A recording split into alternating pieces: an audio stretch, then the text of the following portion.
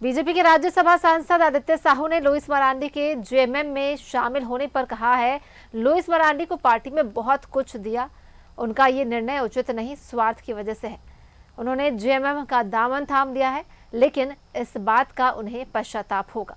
आदित्य साहू से बात की है सहयोगी रुचि ने।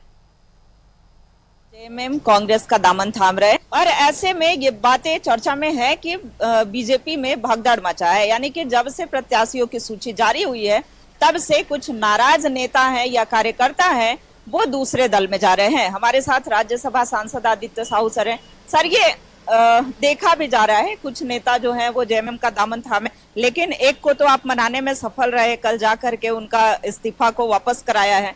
क्या लुइस मरांडी क्यों नहीं मानी? देखिए, लुइस मरांडी जी भारतीय जनता पार्टी के कार्यकर्ता रही हैं और पार्टी ने उनको नीचे से लेकर आसमान तक पहुंचाने का किया, जमीन से आसमान। पार्टी के पदाधिकारी रही, विधायक रही, मंत्री रही, इससे अधिक और क्या चाहिए? कितने कार्यकर्ताओं को कितनी प्रतिष्ठा मिलती है? अरे एक ही कार्यकर्ता को बार बार सब कुछ मिले अच्छा नहीं है, अन्य लोगों को भी अवसर दिया जाता है। इसलिए लुइस मरांडी यदि पार्टी छोड़ के गई है तो उनको आत्ममंथन करना चाहिए कि झारखंड मुक्ति मोर्चा में जाने के बाद क्या भारतीय जनता पार्टी में जो उनका सम्मान और सम्मान मिल पाएगा? मुझे लगता है अपने स्वार्थ की पूर्ति के लिए भारतीय जनता पार्टी को त्यागने का काम किया है और वहां जाने का काम किया है, लेकिन गलत इरादे से किया गया स्वार्थ कहीं पूरा नहीं होता है।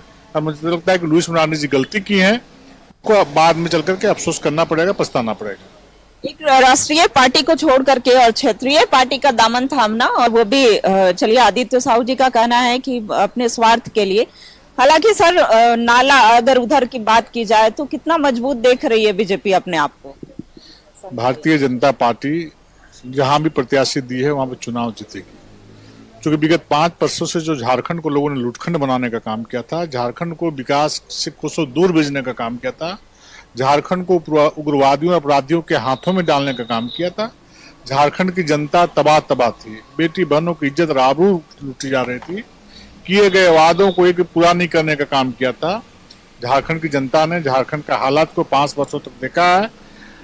इसलिए भारतीय जनता पार्टी के पक्ष में, इंडिया के पक्ष में लोग मतदान करेंगे और पूर्ण बहुमत की सरकार बनेगी। हेमंत सोरेन बोल रहे थे कि बीजेपी नेताओं का बोरिया बिस्तर बांध करके और गुजरात के समुद्र में डाल देंगे। हेमंत जी नहीं बोल रहे हैं, उनका पैसा बोल रहा है, उनका पावर बोल रहा है।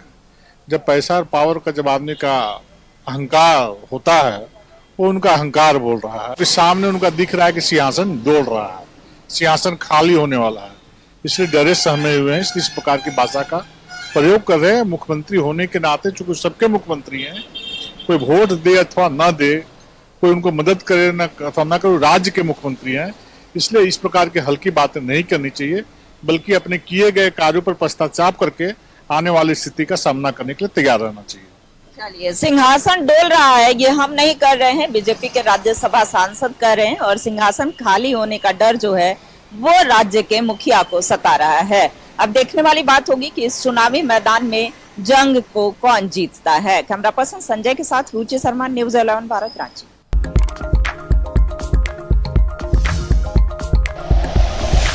Like and share videos, subscribe करें हमारा चैनल और प्रेस करें बेल आइकॉन।